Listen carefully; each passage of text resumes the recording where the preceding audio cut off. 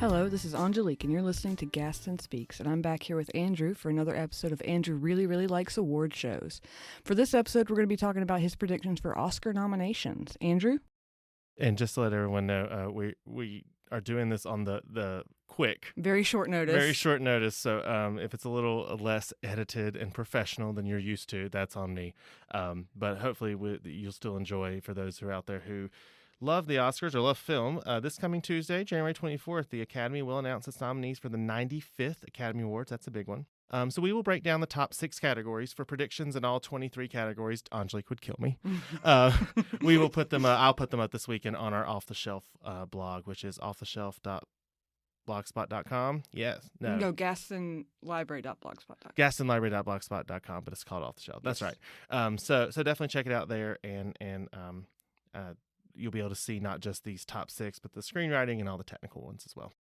All right, let's start.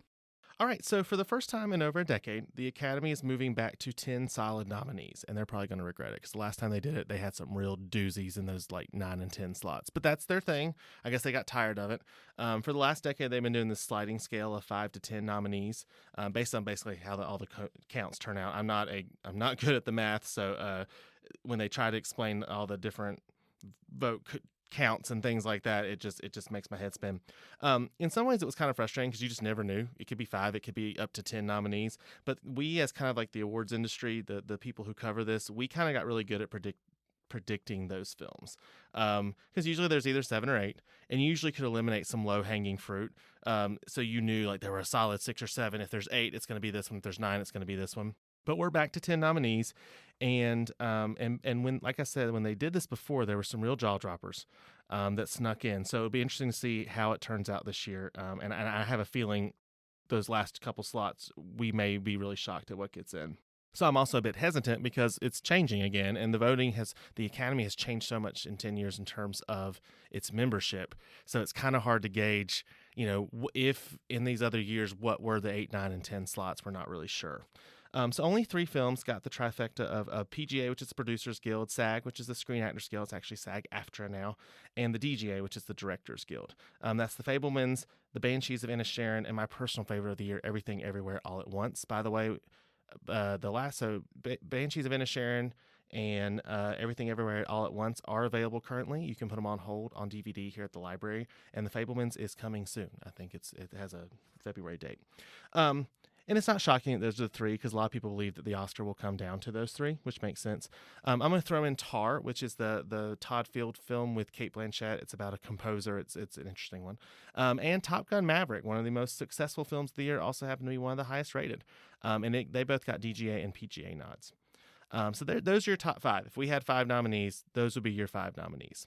Avatar: The Way of Water, missing the DGA. With James Cameron, and doing very poorly with BAFTA this morning. The BAFTA nominations just came in this morning about 7:30. Is kind of concerning, but it has so many technical guilds. There's 10 slots, and it is a boss. It's a boss at the box office. Yeah, I'm going to just spin that, and that's what I was going with. It's a box office juggernaut. It is, as anyone who's been following that knows, it's about to hit. It's about to get close to it could potentially beat even the original Avatar, which is, I think, with inflation, considered the highest grossing film of all time. Elvis also missed at DGA and SAG. It's a terrible movie. I hated that movie. I'm sorry. The guy who plays Elvis is great. He gets nominated. He could win. I'm not really mad about that. And the technical aspects are good, but I'm not a Baz Luhrmann fan. And I'm sorry, Baz, if you're listening to this. Just the personal thing. It missed at DGA and SAG, which was surprising, particularly at SAG. It's apparently they have these industry screenings of these films, and apparently Elvis is packing out the house. So people are going to watch it, but they're not necessarily. So they're voting for it. I mean, it got BAFTA nod for Best Picture, so it's like it's in easily. It's definitely your number 6, maybe even higher than even The Fabelmans potentially, or maybe even definitely higher than Avatar. But I still think it's going to get, even though it did miss some key ones. And the last 3 slots are I don't wait. Are there 3? 1, 2, 3, 4, 5, 6. Yeah. We're going to go with that. We're going to go with 5, 6, 7, 8, 9, 10. Yeah, that's 3. See, I can't even do the math because I'm not used to 10. This is they're messing me up. Plus, it's late in the afternoon and I'm tired. And we So, can't do math anyways. We can't do math. No, we are librarians for a very good reason. Yeah. So the last 3 slots are definitely a coin toss. In the recent years, they've put in a foreign language film. Parasite a couple years ago became the first foreign language film to ever win Best Picture. Last year, Drive My Car, great movie, got 6 nominations. This year, I am now even more solid. When I wrote this earlier, I'm now even more solid this morning. It led the BAFTA nominations with 14 nods, and it is now I think, tied for the most non-English language BAFTA recognized film with Crouching Tiger, Hidden Dragon that came out back in like 2002, which ended up winning a lot of BAFTA. I think it won Best Picture at BAFTA. So it is definitely getting in. It's also on Netflix, which means it's being seen. It's the German entry this year. And it also, we knew it was going to be popular because the Oscar group, they do some short lists for some of the categories. Some of the branches do short lists, and it just overperformed. It just was everywhere. In the final 2 slots, I was going with Women Talking. It's a Sarah Polley movie. It has a stunning cast, and it was big out of the fall film festivals, and then it has just dive bombed. It did get a SAG nod. I've moved it out of my predictions. I may move it back in. I do think it'll be a huge WGA contender. But instead, for my last 2 slots, the first one I'm going to go with, I'm actually skipping on the script, Angelique, I'm sorry, is The Whale. This is the Brendan Fraser comeback story. It's Darren Aronofsky. It has a lot of mixed reviews, but it got in at the PGA, which is big because it's a small indie film, but it has done incredibly well at the box office when those types of films have still struggled post-pandemic. There's this huge comeback story with Brendan Fraser, and then I'm looking at it, I'm like, it's probably going to get adapted screenplay.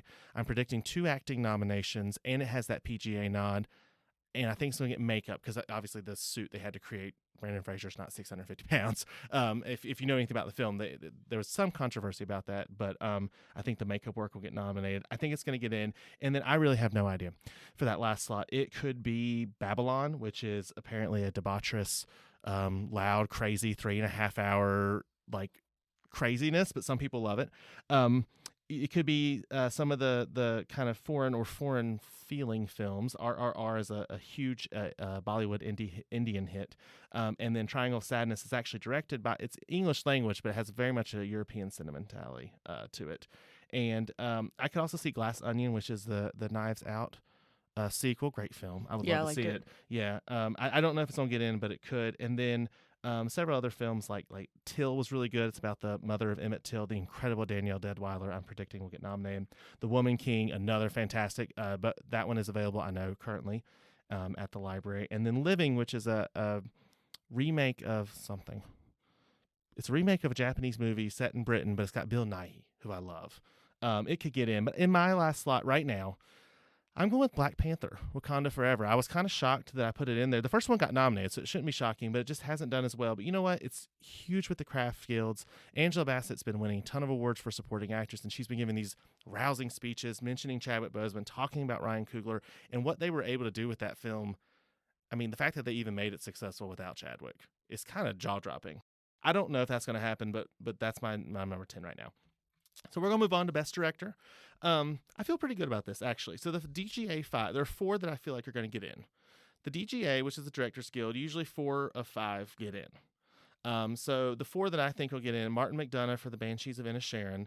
The Daniels, that's not their name. There's Daniel Kwan and Daniel Scheinert, but they're called the Daniels. They did Everything Everywhere All at Once. And again, if you haven't seen that movie, it takes a while I think you need to see it like 3 times. I know that's crazy, but it takes that many times to get it. And once you do, it's fantastic.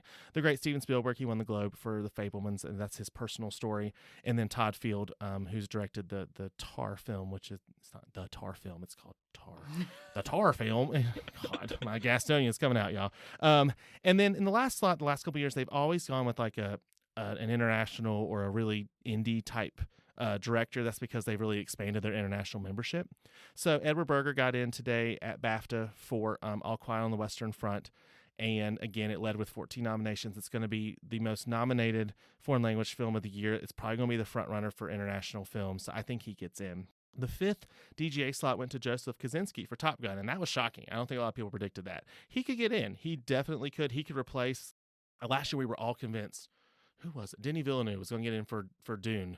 And one of the other folks he knocked out. So he can knock out. He might knock out Martin McDonagh. If he does, I'm gonna say we called it here because everyone's thinking it. And this happened with 3 Billboards, and then he got knocked out. So it could happen. Just for directing that high flying adventure.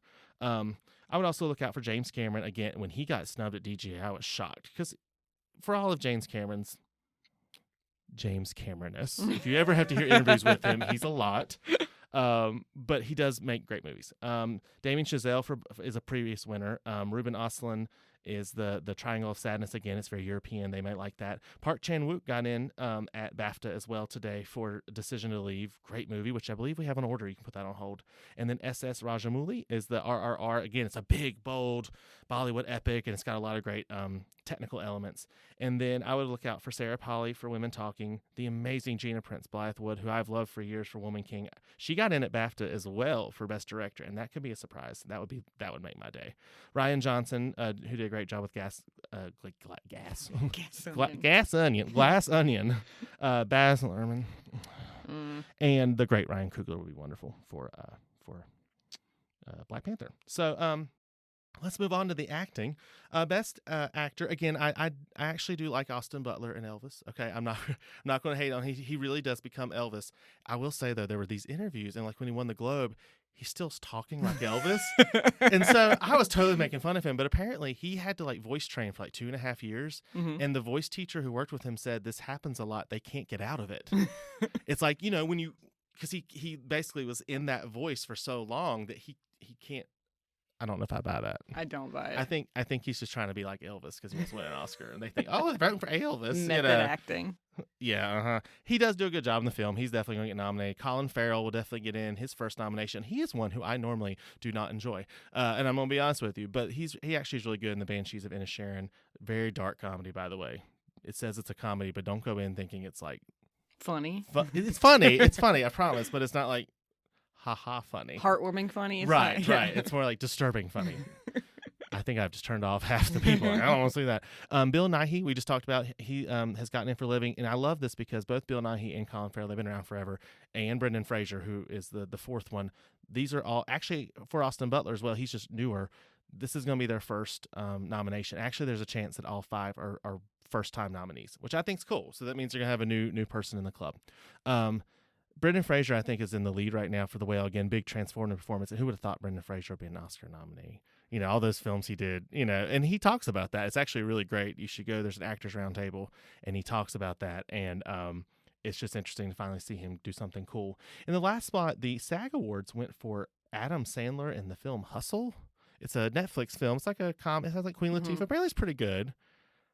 I was like, what? But then I remember SAG voters and Netflix. There's something.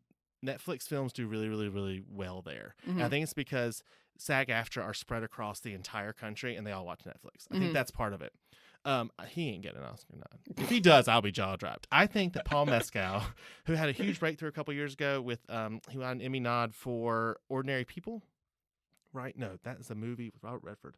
Normal People. That's it. Normal People. The Hulu series they based off the Sally Rooney novel. Ordinary People did win Best Picture, by the way, so I wasn't like, it's in the frame. It just didn't have Paul Mescal. He was not alive when it came out. Anyway, he has a great movie called After Sun. It's a British film. I kind of thought it might do really well at BAFTA and kind of sneak into Best Picture. It still could. It did well, but not that well. But I definitely think he takes the last slot. Tom Cruise could get in for Top Gun Maverick. It's just stuff, those kind of films don't normally, plus Tom Cruise is, a little off. Harris Dickinson, who's the lead in Triangle of Sadness, again, this film that maybe could break through. I would love to see Daniel Kaluuya for Nope. I couldn't make it through Nope. Talisa made me watch it, and it's scary. But he's really good in it. Yeah, so. It's a good movie. It's a good movie.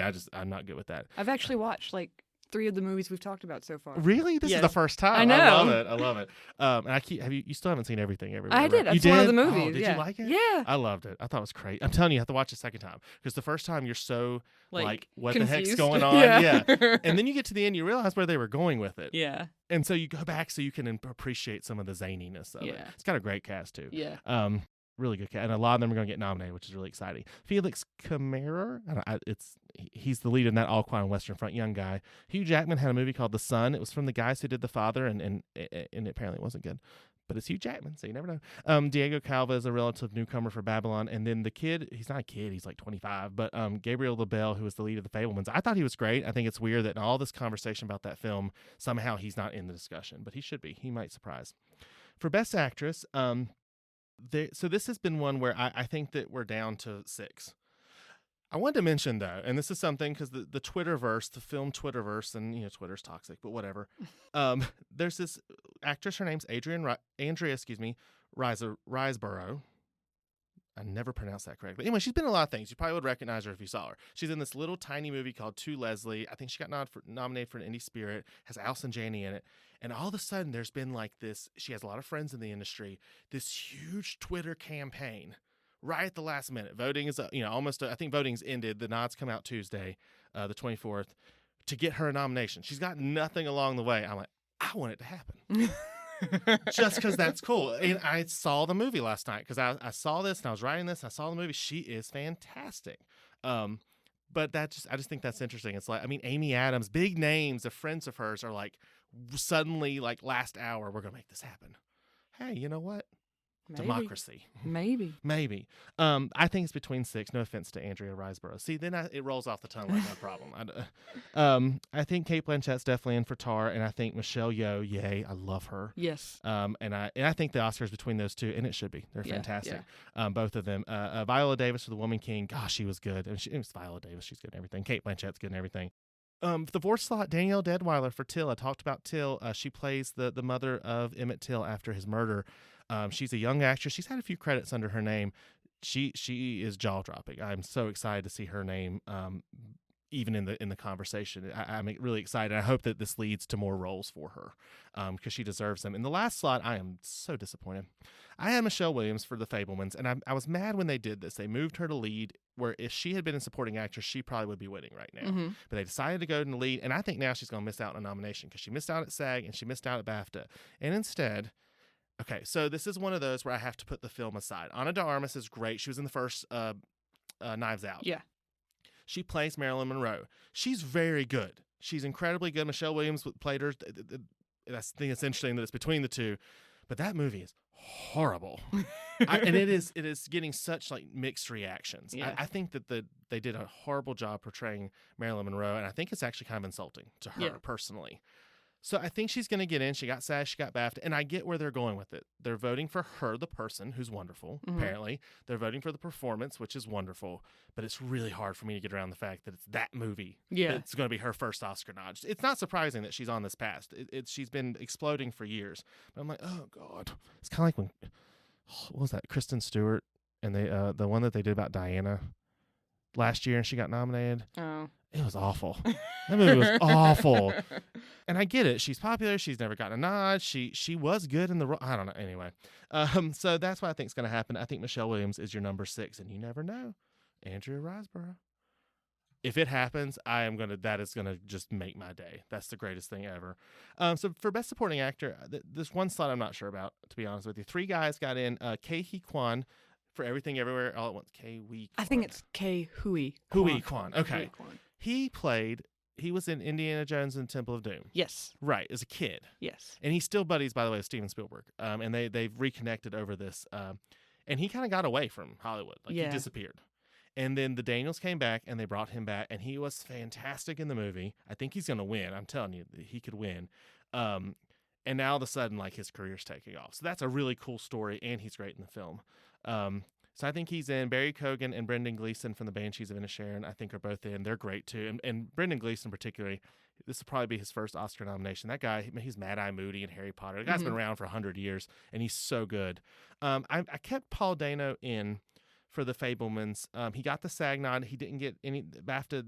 Neither he nor Judd Hirsch were nominated. But I think that's going to happen because the guys that they put in at BAFTA instead, I don't think are going to translate over to American voters. And the last slot, I'm leaving in Eddie Redmayne for this film called The Good Nurse. It's on Netflix. It's got Jessica Chastain. He plays this bad guy. And I saw the movie, and the movie's okay. Those two are fantastic. So I just didn't think it had a lot of buzz. But he's gotten everything. He's gotten a Globe nod. He got a SAG nod. He got a BAFTA nod today. So I left him in. The legendary Judd Hirsch has a 1 scene or 2 scenes in The Fabelmans. He's hilarious. And a lot of people thought just because he's Judd Hirsch and he's a legend, I don't think it's going to happen. He's gotten so few precursors, although you never know. Brad Pitt and Tom Hanks could get in just because they're Brad Pitt and Tom Hanks. I would not vote for them in these particular performances, but that's just me. Whatever. And I love them. They're both Academy Award winners. No slight. And then I would really love to see Brian Tyree Henry, one of my favorite actors from Atlanta, a great show.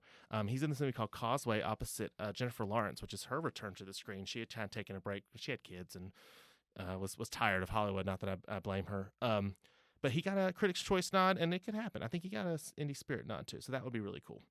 And then our final category we're going to predict today. Again, we'll cover the rest of them on the blog so that Angelique doesn't have to. You would never get it done, even with a quick I'd edit. get up and leave in the middle of you talking. Our last one is, of course, Best Supporting Actress. One of my favorite parts of the season so far is it looks like there's a good chance that Angela Bassett wins an Oscar for Black Panther: Wakanda Forever.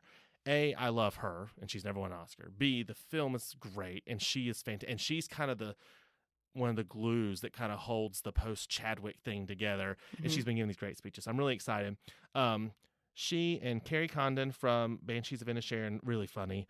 Hong Chow for The Whale. Hong Chow's great. She was in... She's been in several movies. She's been in a lot of movies. She was really good in Watchmen, the TV series.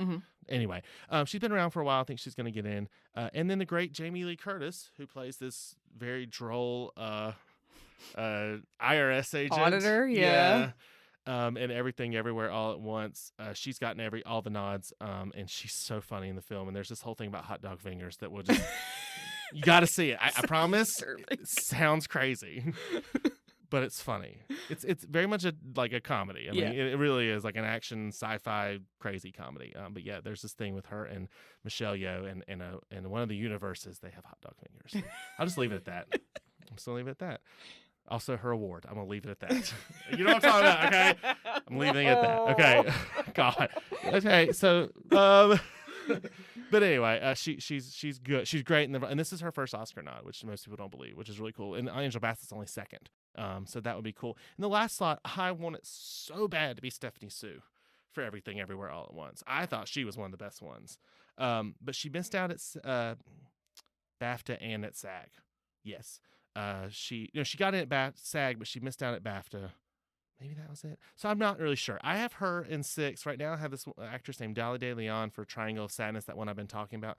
You know what? Screw it. I'm switching around. I'm going with Stephanie Sue in the 5th slot. I want her to win, and I want her in there, and I don't care if it doesn't happen. I would also watch out for Carey Mulligan for She Said. She got Globe and BAFTA. So did that Dali De Leon. And then I would love to see Janelle Monáe for Glass Onion, because I thought she was the best one. She was so good. She actually, and Kate Hudson, those are my two favorite. I'd love to see them. It's not going to happen, unfortunately, but that would be great to see one of them pop up. And then there's 2 women for Women Talking, Jessie Buckley and Claire Foy, very popular actresses.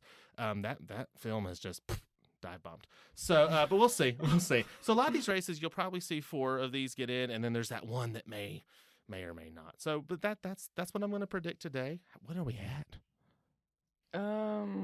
23 minutes. Hey, yeah, that's a record. I'm getting good at this. I am. I'm getting efficient. No, thank you guys for listening to Andrew Really Really Likes Awards Show. The Oscars themselves are sometime in March. I think March 14th. So we'll post those winter predictions. We didn't get to it last year because we all had the plague. Yeah. In March, so we were all sick as a dog, and then we came back. We're like, "You want to do it?" I'm like, nope, because I still did not feel good. So hopefully we don't get sick between now and March, and we get that up. And again, check out gastonlibrary.blogspot.com. I got it right that time. Our off-the-shelf blog for both this podcast, right, and on Podbean, and anywhere podcasts are, you can find Gaston Speaks, and for the list of the final nominations. And I'll go over this list one more time, so there may be some changes. So if you're interested, check it out. All right, everyone, thank you for listening. Thank you, guys.